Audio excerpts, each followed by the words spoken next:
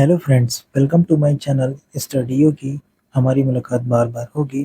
तो दोस्तों, आज मैं लेकर आया हूँ आपके लिए नक्सलवाद, जो कि छत्तीसगढ़ एसआई में एक महत्वपूर्ण टॉपिक है।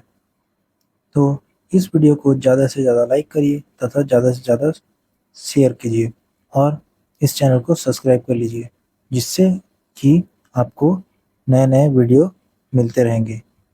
तो दोस्तों, आज इस सेशन को शुरू करते हैं। तो दोस्तों, नक्सलवाद का जो विचारधारा है, नक्सलवाद की विचारधारा एक नवीनतम विचारधारा आवश्यक है, किंतु यह विभिन्न अवधारणाओं का पर्याय है। नक्सलवाद को समझने से पूर्व उसके निर्मित पृष्ठभूमि को समझना आवश्यक होगा। इस संबंध में कुछ विचारधाराएं आवश्यक सिद्ध होगी। जैसे पहला है मार्क्सवाद, जो इसको किसके द्वारा दिया गया है? कार्ल मार्क्स के द्वारा, जो जर्मन में 1818 से 1883 के बीच में ये शासन किए। जिसका सिद्धांत था, उनके अनुसार समाज में मूलतः दो वर्ग हैं। जो इनके अनुसार समाज में दो वर्ग मिलता है। पहला है बुजुर्वा और दूसरा है सर्वहारा। तो जो है बुजुर्वा, उनके अनुसार बुजुर्वा वह वर्ग है जिन्होंने उत्पादन के साधनों पर कब्जा करके रख लिया है, जिनमें पूंजीपति, भूमिपति और कुलीन वर्ग शामिल हैं। और सर्वहारा इस वर्ग के अंतर्गत निम्न वर्गीय जैसे लोग हैं, छोटे किसान, भूमिहीन किसान और मजदूर शामिल हैं, जिनकी मेहनत के अनुरूप उच्च वर्ग के लोग उन्हें लाभ नहीं प्रदान करता। इसलिए सर्वहारा वर्ग को एक हिंसक क्रांति के माध्यम से बुजुर्गा वर्ग को समाप्त कर एक व्यवस्था कायम करनी चाहिए। इस व्यवस्था को ही उन्होंने साम्यवाद कहा है।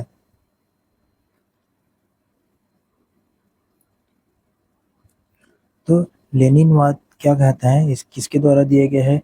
लेनिन, जो सोवियत संघ में है, सोवियत संघ के हैं। प्रभाव क्या है? कार्ल मार्क्स के विचार से प्रेरित। क्या है? कार्ल मार्क्स के विचार से प्रेरित है। सिद्धांत क्या है? उनके साम्यवाद की व्याख्या आर्थिक और राजनीतिक नियमों के आधार पर की। उसने जो साम्यवाद की व्याख्या आर्थिक और राजनीतिक नियमों के आधार पर की, उसने सर्वहारा वर्गों के अधिनायकत्व की उपलब्धि के बिना साम्यवाद की स्थापना को असंभव माना। तीसरा है माओवाद, तो किसके द्वारा दिया है? माओ ते तुंग, चीनी थे ये, माओ ते तुंग। जिसका सिद्धांत है, माओवाद सशस्त्र संघर्ष पर विश्वास करता है तथा सत्ता के लिए किसी लोकतांत्रिक राजनीतिक व्यवस्था में भाग नहीं लेता। जो माओवाद है, वो सशस्त्र संघर्ष पर विश्वास करता है, सशस्त्र संघर्ष पर विश्वास करता है तथा सत्ता के लिए किसी लोकतांत्रिक राजनीतिक व्यवस्था में भाग नहीं लेता। मतलब संघर्ष तो करता है, बट वो राजनीतिक में भाग नहीं लेता। जिनका विचार है राजतंत्रात्मक हो अथवा अर्धराजतंत्रात्मक हो, वे उसे हिंसक तरीके से उखाड़कर अपनी नई व्यवस्था की स्थापना के समर्थक थे। वे दो प्रसिद्ध सूत्रों पर अपनी विचारधारा को आगे बढ़ाते थे। तो पहला था, राजनीतिक सत्ता बंदूक की नली से निकलती है। दूसरा, राजनीतिक रक्तपात रहित युद्ध है और युद्ध रक्तपात युक्त राजनीति। कहने का मतलब है कि जो राजनीति है वो रक्तपात रहित युद्ध है, जिसमें खून नहीं बहता, बट वह रक्तपात रहित युद्ध है। और युद्ध रक्तपात युक्त राजनीति और रक्तपात युक्त राजनीति कहने का मतलब है कि जहाँ खून खराबा होता है उसे। परिणाम है 1949 का चीनी क्रांति। उसके परिणाम के रिजल्ट है 1949 का चीनी क्रांति। विशेष है, चीनी मीडिया ने नक्सलवाद को वसंत थंडर कहा। जो चीनी मीडिया ने नक्सलवाद को वसंत थंडर कहा। अब पढ़ते हैं दोस्तों, छत्तीसगढ़ में नक्सलवाद से प्रभावित जिले कौन कौन से हैं।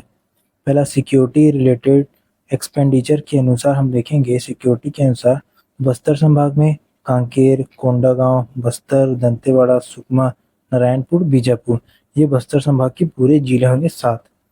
फिर दुर्ग संभाग में एक राजनांदगांव और एक कवर्धा, ये दो ही नक्सल क्षेत्र आते हैं। रायपुर संभाग में तमतरी, गरियाबंद और महासमुंद, ये 3 जिले ही नक्सलवाद जिले के अंतर्गत आते हैं। सरगुजा संभाग के अंतर्गत बलरामपुर जो है एक नक्सल प्रभावित क्षेत्र है और बिलासपुर के अंतर्गत मुंगेली बालोद को हटाकर मुंगेली को चौथे जिले के रूप में शामिल किया गया। मतलब बालोद अब हट गया है, अब उसको हटाकर 14वें जिले के रूप में शामिल किया गया है बालोद को, सॉरी मुंगेली को। तो रोशनी योजना के अनुसार कांकेर, कोंडागांव, बस्तर, दंतेवाड़ा, सुकमा, नारायणपुर, बीजापुर, बलरामपुर, सरगुजा ये इसके रोशनी योजना के अंतर्गत हैं। लेफ्ट विंग एक्सट्रीमिज्म या वामपंथी उग्रवाद। लेफ्ट विंग एक्सट्रीमिज्म और वामपंथी उग्रवाद केंद्र सरकार द्वारा 20 दिसंबर 2000 के जारी मतलब केंद्र सरकार द्वारा 20 दिसंबर 2022 के जारी राज्यवार LWE जीरो जो LWE मतलब वामपंथी वाला जहां नक्सल होते हैं जिलों की सूची जारी की गई है, जिसमें बस्तर, कोंडागांव, दंतेवाड़ा, सुकमा, बीजापुर, कांकेर, नारायणपुर, धमतरी, गरियाबंद, कबीरधाम, महासमुंद, मुंगेली एवं राजनांदगांव शामिल है। कहने का मतलब है दोस्तों, जो हमारे जितने भी संभाग है उसमें जितने भी राज्य हैं ये सारे जिले इसके अंदर शामिल हैं। फिर नक्सलवाद की उत्पत्ति कहाँ से होती है, देखते हैं दोस्तों। ये पृष्ठभूमि कहती है नक्सलवाद की उत्पत्ति पराधीन भारत की पृष्ठभूमि में देखा जा सकता है, जहां अंग्रेजों ने भारतीय किसान और मजदूर वर्ग के शोषण के लिए एक सामंतवादी व्यवस्था की स्थापना की। बोला है कि जो नक्सलवाद की उत्पत्ति पराधीन भारत की पृष्ठभूमि में देखा जा सकता है, उसके भारत के एक हिस्से में देखा जा सकता है फ्यूचर पास्ट में से दोस्त। तो यहाँ अंग्रेजों ने भारतीय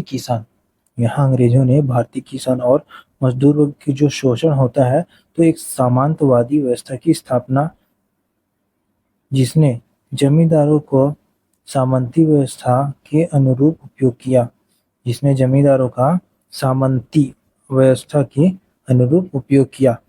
परिणाम स्वरूप भारत की स्वतंत्रता के बाद भी सामंती व्यवस्था चलती रही।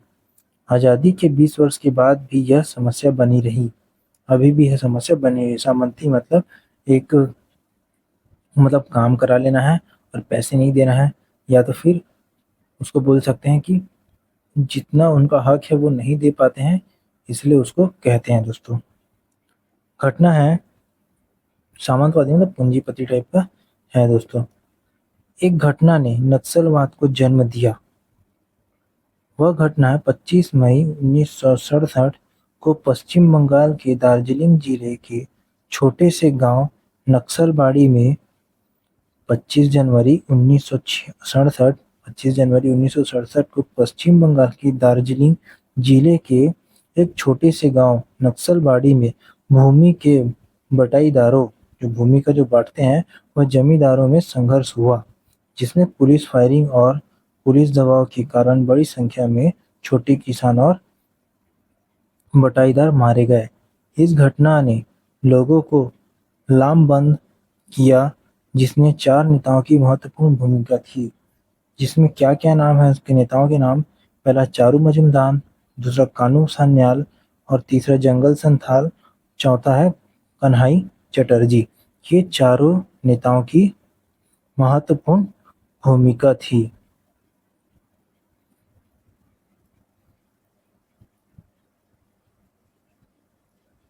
ठीक है दोस्तों, ये वर्ष 2025 मई 1968 25 मई 1967 ये हुआ था दोस्तों। वर्ष 25 मई 1967। राज्य कौन था? पश्चिम बंगाल। जिला था दार्जिलिंग। स्थान था नक्सलबाड़ी। किनके द्वारा हुआ था? चारू मजुमदार, कानू सान्याल, जंगल संथाल और कन्हई चटर्जी। इनकी जो गतिविधियों के बारे में जानते हैं, इन नेताओं में चारू मजुमदार माओ की चीनी क्रांति 1949 की विचारधारा से प्रभावित थे। जो चारू मजुमदार थे वो माओ की चीनी क्रांति 1949 की विचारधारा, जो 1949 में जो उनकी विचारधारा थे उनसे वो प्रभावित थे। इन वंचित वर्गों को सशस्त्र विद्रोह के लिए प्रेरित किया, मजबूर किया। उनका मानना था कि भारतीय श्रमिकों और किसानों की दुर्दशा के लिए सरकारी नीतियां उत्तरदायी है, जिसके कारण उच्च वर्गों का शासन तंत्र और उसके फलस्वरूप कृषि तंत्र पर वर्चस्व स्थापित हो गया। मतलब उन्होंने उसे भड़काया। फिर वो कहते उसका मानना था कि जो भारत के जो मजदूर हैं, श्रमिक हैं, किसान, वो उसकी दुर्दशा सरकारी नीति उत्तरदायी, मतलब उनकी जो दुर्दशा का ये हाल है वो सरकारी नीतियां ही है, जिसके कारण उच्च वर्गों का शासन तंत्र और उनके फलस्वरूप कृषि तंत्र पर वर्चस्व स्थापित हो गया। उनका जो उच्च वर्ग के लोग जो है हाई और अमीर होते जा रहे हैं, उनका ये था। तो इस न्यायहीन दमनकारी वर्चस्व को केवल सशस्त्र क्रांति से ही समाप्त किया जा सकता है। तो ये कह रहे हैं कि उसे सशस्त्र क्रांति के द्वारा ही समाप्त किया जा सकता है, जो पूंजीपतियों का जो अधिकार होता जा रहा है। अब आता है सीपीआईएमएल का गठन। तो 1967 में नक्सलवादियों ने कम्युनिस्ट क्रांतिकारियों की एक अखिल भारतीय समन्वय समिति बनाई। उन्होंने स्वयं को भारतीय कम्युनिस्ट पार्टी से अलग कर लिया। उन्होंने स्वयं को भारतीय कम्युनिस्ट पार्टी से अलग कर लिया और सरकार के विरुद्ध भूमिगत होकर सशस्त्र लड़ाई छेड़ दी। आगे चलकर अखिल भारतीय समन्वय समिति का नाम बदलकर आगे उसका जैसे-जैसे बढ़ता गया, तो अखिल भारतीय समन्वय समिति का नाम बदलकर कम्युनिस्ट पार्टी ऑफ इंडिया, क्या communist party of India, Maoist Leninist, इसमें बोला है communist party of India, communist party of India, फिर माओइस्ट लेनिनिस्ट कर दिया। 1971 में चारू मजूमदार को गिरफ्तार कर लिया, जहां हिरासत में ही उनकी मृत्यु हो गई। मतलब 1971 में चारू मजूमदार को तो जेल हो गई, बट उनकी वहीं मृत्यु हो गई।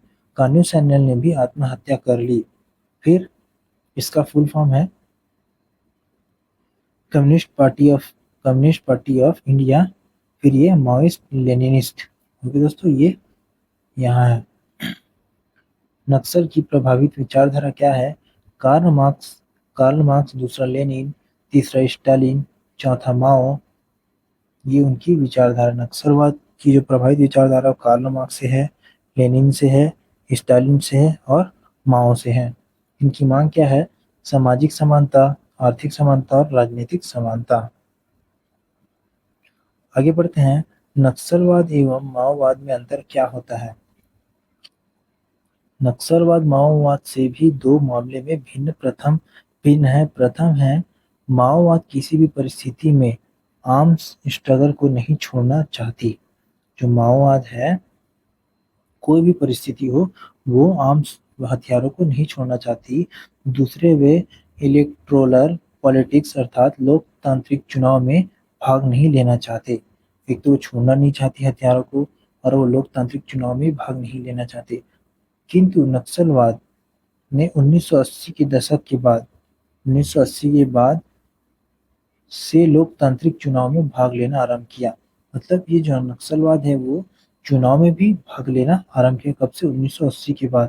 तथा आर्म्स स्ट्रगल को छोड़ते हुए आत्मसमर्पण भी कर दिए, और इसमें इन्होंने आत्मसमर्पण कर लिया और हथियारों को त्याग दिया। किंतु वर्तमान में नक्सलवाद की विचारधारा न तो कार्ल मार्क्स से, न लेनिन से, न स्टालिन से और न ही माओ की विचारधारा पर पूर्णतः आधारित है। जो नक्सलवाद है, इन तीनों के चारों के किसी भी अ, विचारधारा को फॉलो नहीं करता, बल्कि ये इन विचारधाराओं के पर्याय तथा विकृति के रूप में नक्सलवाद शब्द का प्रयोग करते हैं। इसके मूलतः विचारधारा स्वरूप आज वर्गीय हित को साधने के साथ पर जातीय, नस्लीय जातीय नस्लीय और कहीं-कहीं पर पूंजीवादी हितों के संवर्धन में भी दिखाई देता है। कहने का मतलब है, ये जो विचारधारा है स्वरूप आज जो है वो ये दिखने के लिए मतलब साधने के स्थान पर जातीय, कहने का मतलब ये जो हमला करते हैं जातीय, नस्लीय और कहीं-कहीं जो पूंजीवादी होता है वहाँ पे यहाँ पे ये हमला करते हैं। अब अर्बन नक्सलवाद। अर्बन नक्सलवाद क्या होता है? यह अवधारणा शहरी आबादी में रहने वाले लोगों से है, जो प्रत्यक्ष और नक्सलवादी नहीं है, प्रत्यक्ष तौर पर नक्सलवादी नहीं है, किंतु नक्सलवादी विचारधारा पर विश्वास करते हैं। अर्बन नक्सलवाद है वो तो नक्सलवादी नहीं है, परंतु नक्सलवाद विचारधारा पर विश्वास करते हैं। वे नक्सलवादी संगठनों और उनकी गतिविधियों के प्रति भी सहानुभूति रखते हैं। मतलब नक्सलवादी संगठन जो गुट होता है, ग्रुप होता है, उनकी गतिविधियों के प्रति भी सहानुभूति रखते हैं। कई बार इन पर नक्सलवादी के लिए युवाओं की भर्ती के आरोप भी लगते रहते हैं। तो यह तो आप सुना ही होगा। 1980 के दशक में सीपीआई-एमएल का विघटन हुआ। कब? 1980 में, जिससे छोटे-छोटे दल अस्तित्व में आए और चारू मजूमदार की विचारधारा से अलग नई विचारधारा के आधार पर नक्सलवाद को आगे बढ़ाने के पक्षधर थे। जैसे ये जैसे-जैसे छोटे-छोटे दल में अस्तित्व में आया, वैसे ही चारू मजूमदार की विचारधारा को फॉलो नहीं करते। चारू मजूमदार की मृत्यु के पश्चात सीपीआईएमएल का विभाजन।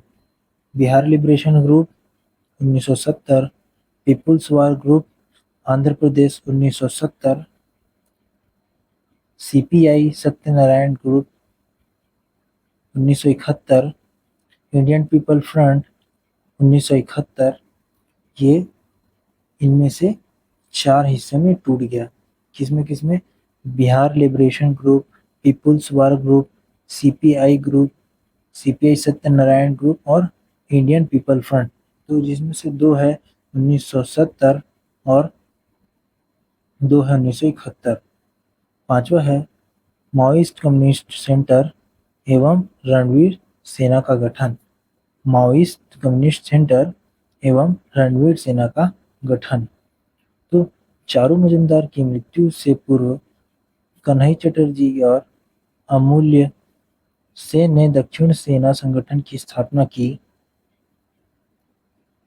अगला है जिनके सदस्य श्रमिक वर्ग, भूमिहीन कृषक और मजदूर वर्ग थे, जिन्होंने जमींदारों की हत्याएं करना शुरू कर दी। इसके बाद है इसके विरोध में जमींदारों ने अपने एक संगठन की स्थापना की, जिसे रणवीर सेना नाम से जाना गया, जो जमींदारों की सुरक्षा के लिए उत्तरदायी थी। कहने का मतलब है चारू मजूमदार की मृत्यु के बाद कन्हई चटर्जी और अमूल्य सेन ने दक्षिण सेना गठन संगठन की स्थापना की। मतलब एक दक्षिण सेना का संगठन की स्थापना की, जिसमें सदस्य श्रमिक वर्ग, भूमिहीन, जो भूमिहीन जिसके पास भूमि नहीं है, उस कृषक और मजदूर वर्ग थे। जिसमें भूमिहीन जो जिसके पास जमीन नहीं थी, जो मजदूर वर्ग थे, वो इसके सदस्य थे, इन जिन्होंने जमींदार की हत्याएं करना शुरू कर दी। और धीरे धीरे इन्होंने जमींदारों की हत्याएं शुरू कर दी। इसके विरोध में जमींदारों ने अपने संगठन की स्थापना की। फिर इन तीनों के विरोध में जमींदारों ने अपना एक संगठन स्थापना की, जिसे रणवीर सेना नाम दिया गया, जो जमींदारों की सुरक्षा के लिए उत्तरदायी था। छठवां है आंध्र प्रदेश में नक्सलवाद विचार या विस्तार। नेतृत्व किसने किया था? टी नेगी रेड्डी, डी वीरा और पुल्ला रेड्डी। चारू मजूमदार ने आंध्र क्षेत्र के 3 नेताओं को सीपीआई एमएल से निष्कासित कर दिया। मतलब जो माओइस्ट लेनिस्ट थे उससे जैसे निष्कासित कर दिया था 3 नेताओं को। प्रभावित क्षेत्र क्या है? आंध्र प्रदेश का श्रीकाकुलम जिला। आंध्र प्रदेश का श्रीकुलम जिला।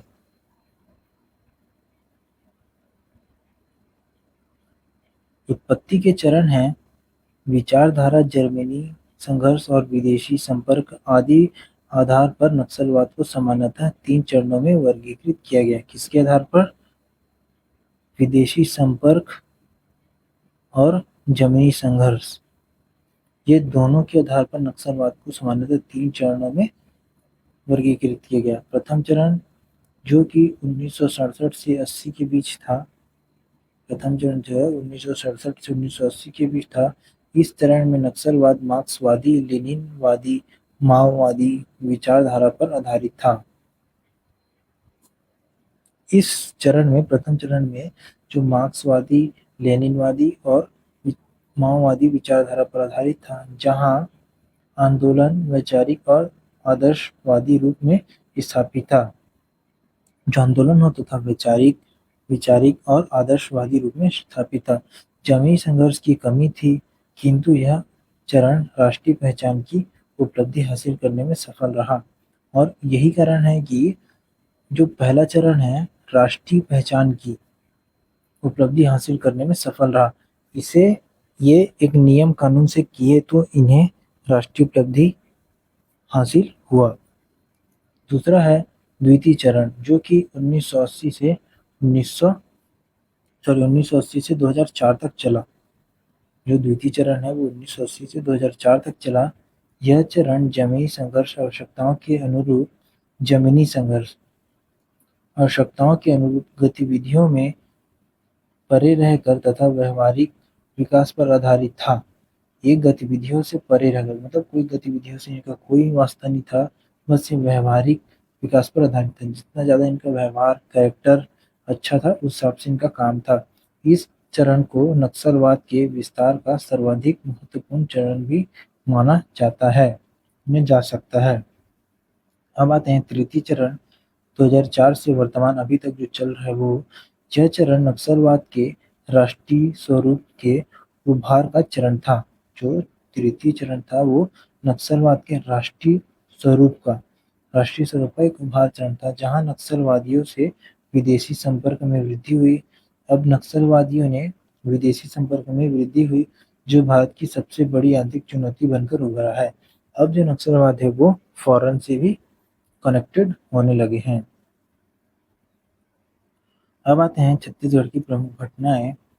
2007 में छत्तीसगढ़ के बस्तर में 300 से ज्यादा विद्रोहियों ने 55 पुलिसकर्मी को मार दिया।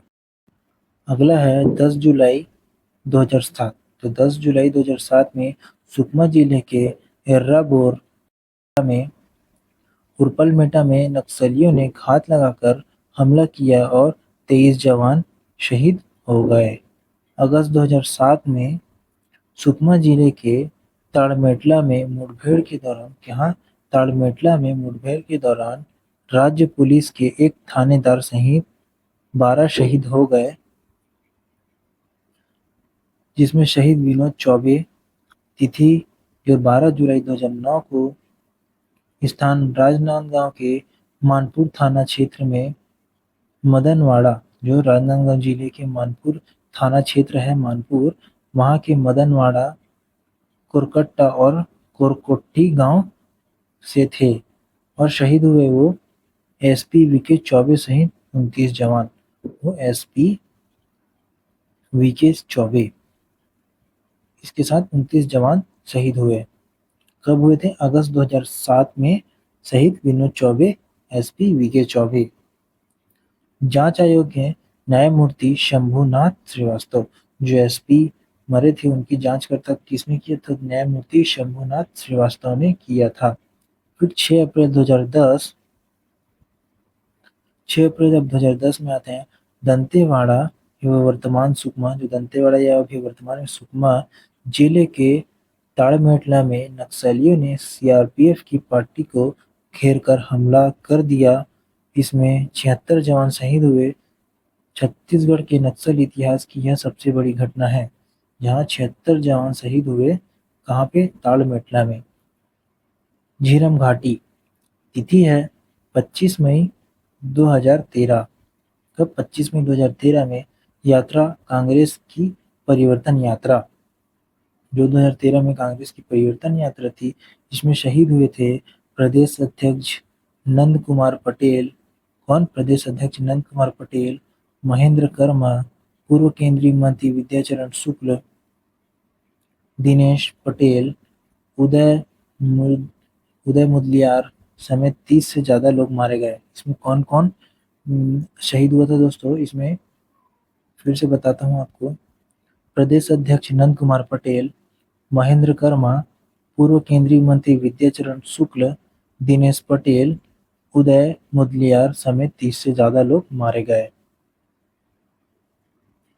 घायल विद्याचरण शुक्ल कोमा में रहने के बाद करीब 2 माह के बाद इस दुनिया से चले गए। जो विद्याचरण शुक्ल थे, वो कोमा में रहने के बाद 2 माह बाद इस दुनिया से चले गए। घटना में कई नेताओं के साथ ही कुल 32 लोग शहीद हो गए। अगला है प्रथम न्यायिक जांच इसका आयोग हुआ, वो कब हुआ, अध्यक्ष किसकी अध्यक्षता में हुआ? न्यायमूर्ति प्रशांत कुमार मिश्रा। कौन है न्यायमूर्ति प्रशांत कुमार मिश्रा?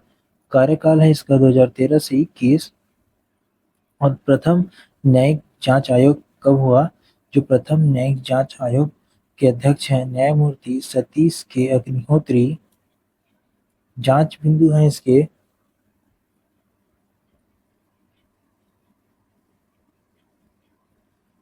इसमें क्या कहा बिंदु था? क्या हमले के बाद पीड़ितों को समुचित चिकित्सा उपलब्ध कराई गई? दूसरा, ऐसी घटनाओं की पुनरावृत्ति रोकने के लिए क्या समुचित कदम उठाए गए थे? तीसरा, अन्य महत्वपूर्ण बिंदु जो परिस्थितियों के मुताबिक आयोग निर्धारित करे। मतलब ऐसी जो महत्वपूर्ण बिंदु है जो इनसे रिलेटेड है, इनसे रिलेटेड कोई आयोग निर्धारित करे, ऐसा इन्होंने आदेश दिया। फिर 12 अप्रैल 2014 लोकसभा चुनाव के दौरान बीजापुर और दरभा घाटी में आईईडी ब्लास्ट्स में 5 जवानों समेत 14 लोगों की मौत हुई। मरने वालों में 7 मतदान कर्मी भी थे। वारदात में नक्सलियों ने पहली बार एम्बुलेंस को निशाना बनाया था। इस एम्बुलेंस में सीआरपीएफ के 5 जवानों समेत एम्बुलेंस चालक और कंपाउंडर की भी मौत हो गई। अब देखो दोस्तों, 12 अप्रैल 2014 को मतदान कर्मी थे जो उनकी मौत हो गई। कितने? 7 मतदान कर्मी थे, 5 जवान थे और 5 जवान के साथ एम्बुलेंस चालक की भी और कंपाउंडर की भी मौत हो गई। 12 अप्रैल 2014 को। अब आते हैं 24 अप्रैल 2017 को सुकमा में सड़क निर्माण की सुरक्षा में लगे सीआरपीएफ जवानों पर हमला।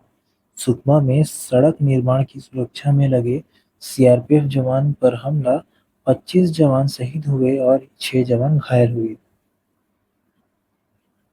अब 13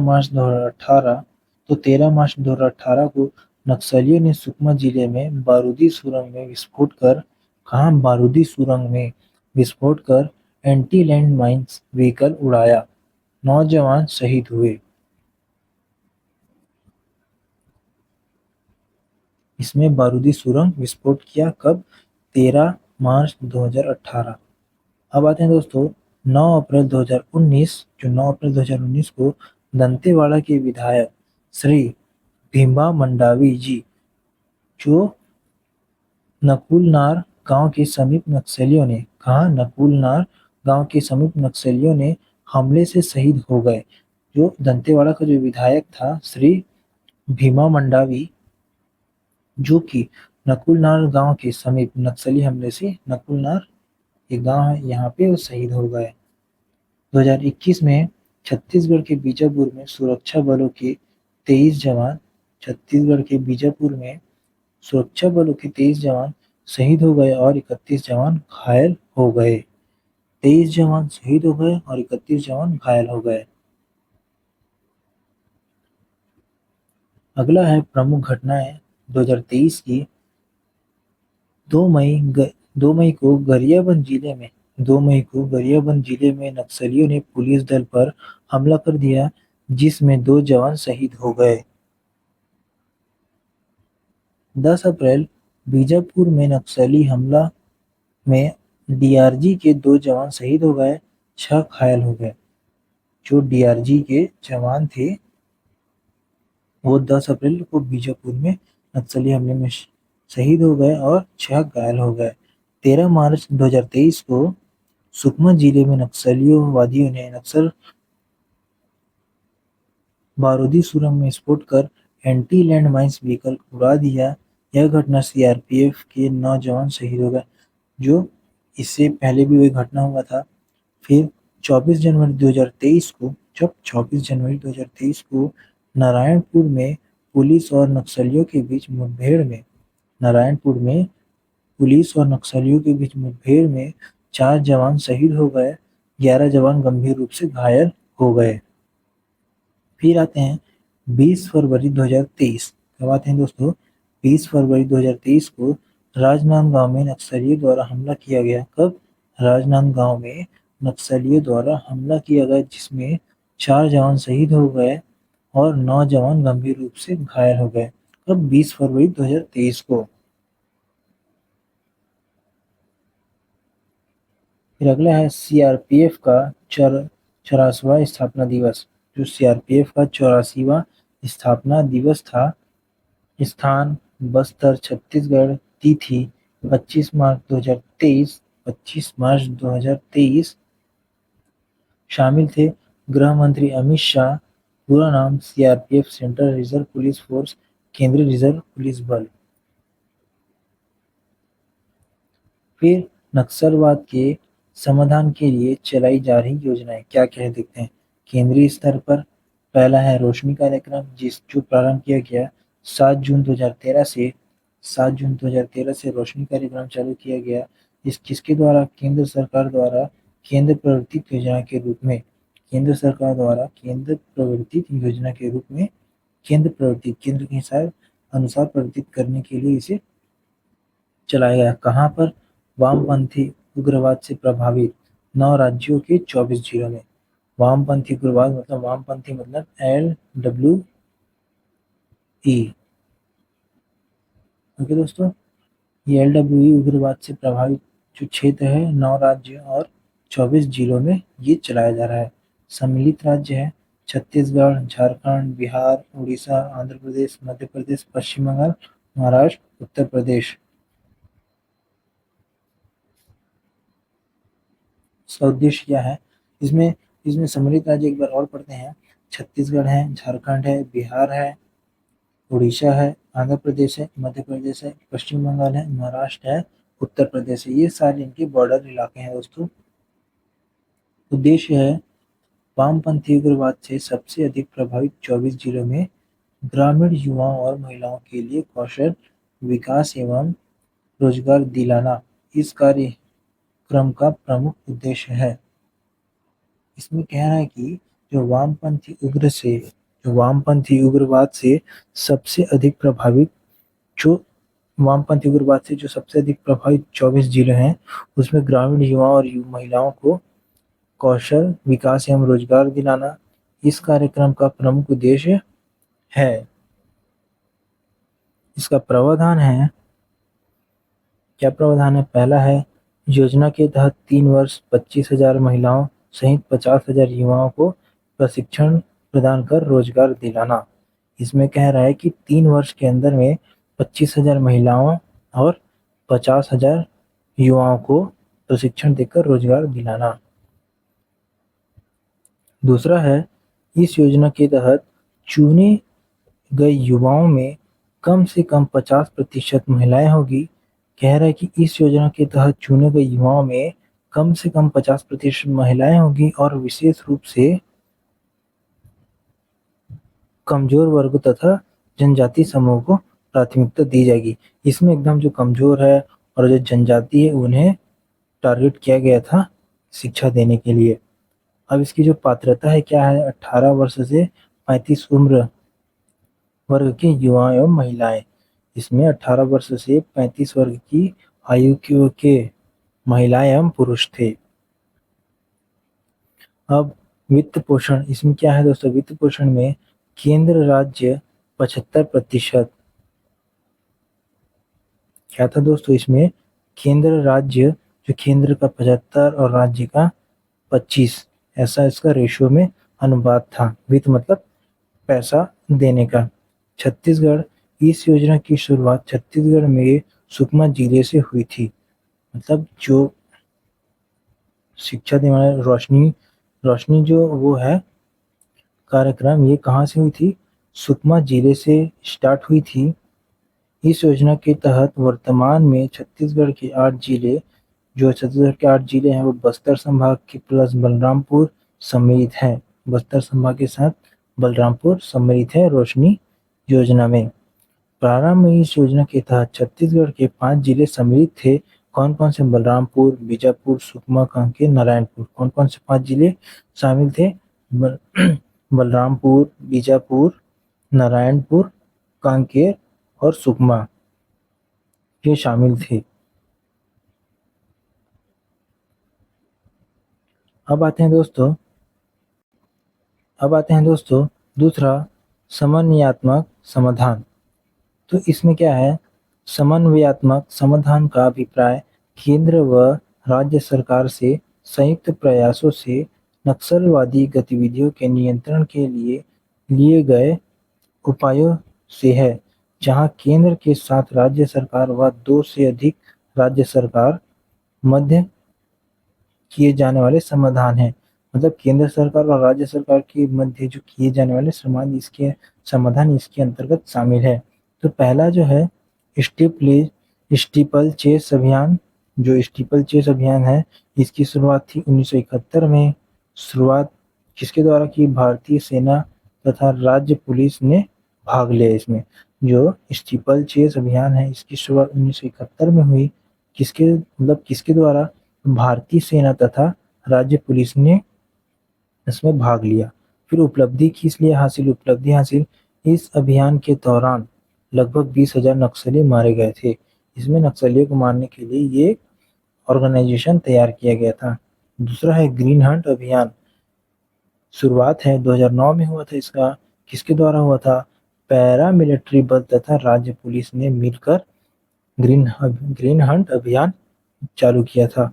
राज्य छत्तीसगढ़, झारखंड, आंध्र प्रदेश तथा महाराष्ट्र में चलाया गया।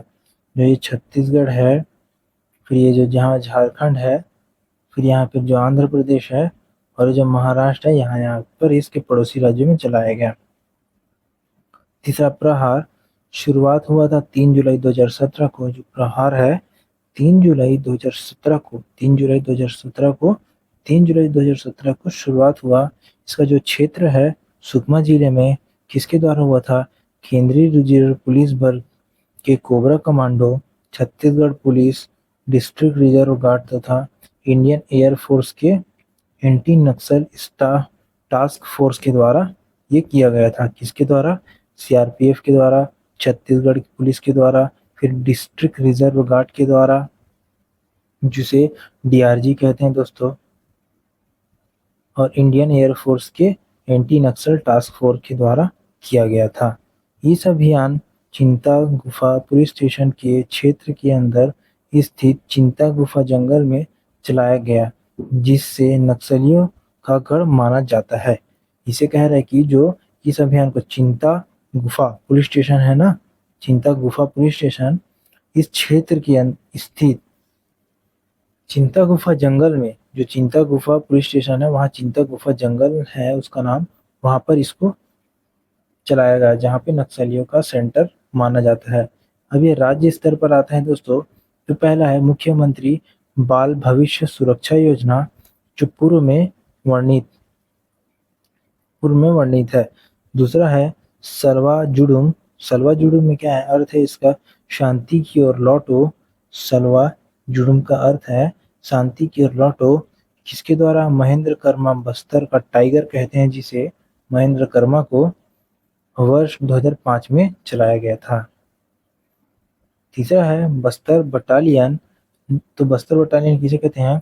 नक्सलवाद के खात्मे और बस्तरिया बेरोजगार के लिए विशेष प्रावधान को ध्यान में रखते हुए सरकार ने घोषणा की है। जिसको? बस्तरिया, नक्सलवाद के खात्मे और बस्तर में जो बेरोजगार लोग हैं उसको मद्देनजर रखते हुए सरकार ने घोषणा की है कि बस्तर के सभी 7 जिलों में बस्तर टाइगर्स बटालियन का गठन किया जाएगा। क्या? बस्तर टाइगर्स बटालियन का गठन किया जाएगा, जिसमें 2800 युवाओं को सुरक्षा बल से जोड़ा जाएगा। कितना?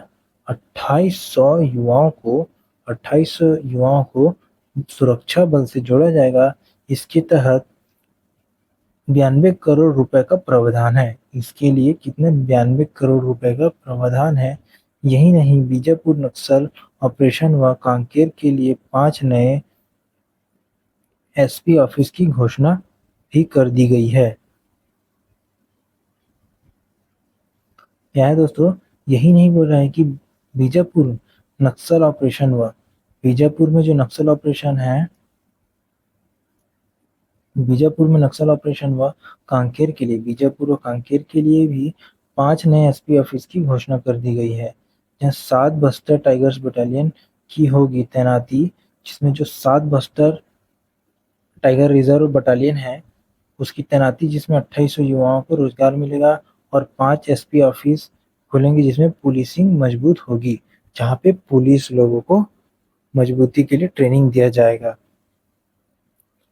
फिर आते हैं चौथा, पूना नारकोम अभियान। जो पूना नारकोम अभियान है, इसका अर्थ है पूना नारकोम अभियान चला रही है। पूना नारकोम क्षेत्रीय बोली गोंडी शब्द है। जो पूना नारकोम है वो क्षेत्रीय बोली गोंडी है, जिसका हिंदी अनुवाद नई सूबा है। क्षेत्र क्या है? सुकमा। कौन से क्षेत्र में चल रहा है? पूना नारकोम सुकमा में। और इसका शुभारंभ है 9 अगस्त 2021 में। कब हुआ इसका शुभारंभ? 9 अगस्त 2021 में। कब हुआ शुभारंभ? 9 अगस्त 2021 में, विश्व आदिवासी दिवस के अवसर पर। विश्व आदिवासी दिवस कब मनाया जाता है? 9 अगस्त 2021 को। इस दिन पूना नारकोम अभियान की शुरुआत की।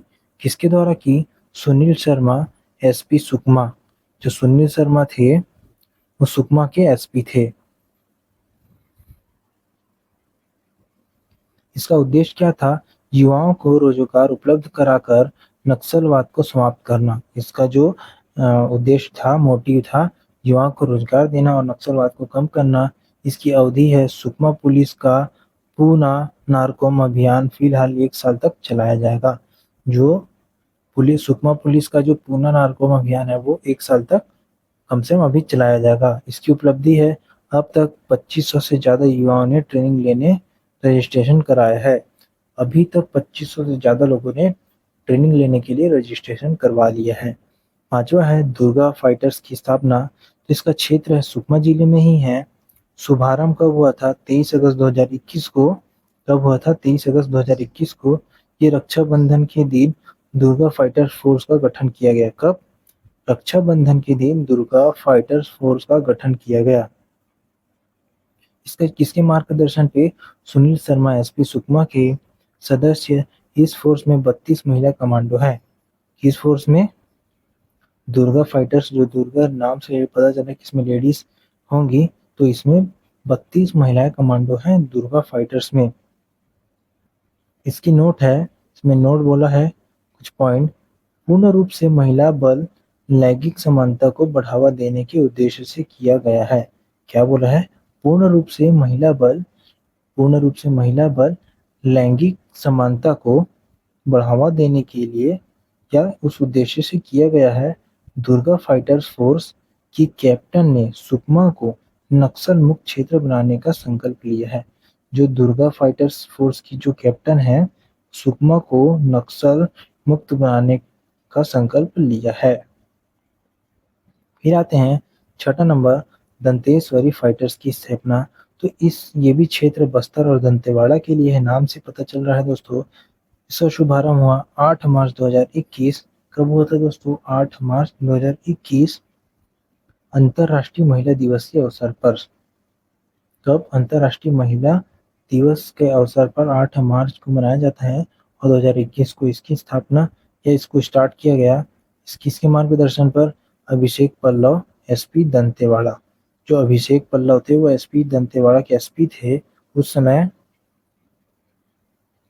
ये दंतेश्वरी फाइटर्स की स्थापना की। फिर सदस्य थे इस फोर्स में 30 महिला कमांडो हैं। कितने? 30 महिला कमांडो हैं। सातवां है लोन वर्नाटू। इसमें क्या है? लोन वर्नाटू में इसका अर्थ है घर वापस आइए। इसका क्या अर्थ है? घर वापस आइए। क्षेत्र कौन सा है? दंतेवाड़ा। कार्यक्रम है इस अभियान से ग्रामीणों को जोड़ने पुलिस ने आत्मसमर्पण के फायदे के बैनर पोस्ट के साथ ही नक्सलियों के नामों की लिस्ट भी जिले के हर गांव पंचायत में लगाई। मतलब इसमें नक्सलियों के नाम को जिले के पंचायत में लगा दिए गए, गांव के पंचायत में साथ में लगा दिए गए। दूसरा लोन वाटू, जो लोन वर्नाटू अभियान के तहत आदिवासी ग्रामीण लगातार नक्सल संगठन छोड़कर मुख्य धारा से जुड़ रहे हैं। धीरे धीरे ये सब शिक्षित हो रहे हैं। तीसरा है, इस अभियान में जो भी नक्सली सरेंडर कर रहे हैं उनके लिए पुलिस और जिला प्रशासन उन्हें तत्काल रोजगार की व्यवस्था करा रहे हैं। कह रहे हैं दोस्तों, जो भी नक्सली अगर इस सरेंडर कर रहा है और छोड़ दे रहा है तो उसे तुरंत एक नौकरी दे दी जा रही है। चौथा है, सरेंडर नक्सलियों से बिल्डिंग, स्कूल, सड़क और पुल पुलिया का निर्माण कार्य कराया जाता है। जो सरेंडर नक्सलियों से बिल्डिंग, स्कूल, सड़क और पुल पुलिया का निर्माण कार्य कराया जाता है। आठवां है, बस्तर चो आवाज अभियान। तो बस्तर चो अभियान आवाज है, इसका अर्थ है गोड़ी में बस्तर तमाटा, गोंडी में बोलते हैं बस्तर टमाटा और हल्बी में बस्तर चो आवाज। तो जो ये आवाज है मतलब लैंग्वेज है, ये हल्बी की है। क्षेत्र कहाँ चलाया जा रहा है दोस्तों? ये बस्तर में प्रावधान है। इसके तहत स्थानीय लोगों को विकास विरोध चेहरे का उजागर करने के लिए स्थानीय भाषा में नक्सलियों के लिए काले कारनामे का विभिन्न पोस्टर के माध्यम से जन जागरूकता एवं रूबरू कराई जा रही है। इसमें यह कह रहा है दोस्तों कि इसमें नक्सलियों के काले कारनामों को लोगों के सामने लाया जा रहा है और लोगों को जागरूकता फैलाई जा रही है। नौवां है, विशेष सुरक्षा बलों की तैनाती। केंद्र सरकार व राज्य सरकार के विशेष सुरक्षा बल संवेदनशील क्षेत्रों में नियुक्त किए गए। कहने का मतलब है केंद्र और राज्य सरकार के विशेष सुरक्षा बल संवेदनशील क्षेत्र में नियुक्त है, मतलब एक सेंसिटिव क्षेत्र में सेंट्रल फोर्सेस को नियुक्त किया गया है। फिर 10वां है, पुलिस हाउसिंग कॉर्पोरेशन। तो पुलिस हाउसिंग कॉर्पोरेशन क्या है? राज्य सरकार पुलिस थानों, कर्मचारियों आवास गृहों आदि का निर्माण नक्सल प्रभावित क्षेत्रों में पुलिस हाउसिंग कॉर्पोरेशन की मदद से कर रही है। कह रहे दोस्तों, इसमें जो राज्य सरकार है पुलिस थानों या कर्मचारियों के लिए घर का निर्माण ये नक्सल प्रभावित क्षेत्रों में ही कर रही है, लेकिन ये किसके? पुलिस हाउसिंग कॉर्पोरेशन की मदद से कर रही है। 11वां नंबर है, सहायक सशस्त्र पुलिस बल अधिनियम 2011। क्या है दोस्तों? सहायक सहायक सशस्त्र पुलिस बल अधिनियम 2011। इसके तहत बस्तर के युवाओं को सशस्त्र पुलिस बल में शामिल किए जाने की योजना है, जिसमें अब तक 4000 से अधिक युवा शामिल हो चुके हैं। इसमें क्या किए दोस्तों? सहायक सशस्त्र पुलिस बल अधिनियम के तहत 2011 के तहत इसमें बस्तर क्षेत्र के जो भी युवाओं हैं वो सशस्त्र मतलब जो स्टेट पुलिस का जो होता है ना, सीएफ दोस्तों, सशस्त्र बल, इसमें भर्ती 4000 से लोग को भर्ती करा चुकी है अभी तक। तो दोस्तों, ये था हमारा आज का टॉपिक, नक्सलवाद। तो दोस्तों, यह वीडियो कैसा लगा? ज़्यादा से ज़्यादा लाइक करिए और ज़्यादा से ज़्यादा शेयर करिए तथा इस चैनल को सब्सक्राइब करिए और बेल आइकन को भी दबा लीजिए, जिससे कि हमारे नई वीडियो के लिंक तुरंत ही आपको प्राप्त हो जाएंगे। तो दोस्तों, अलविदा लेता हूँ। जय हिंद।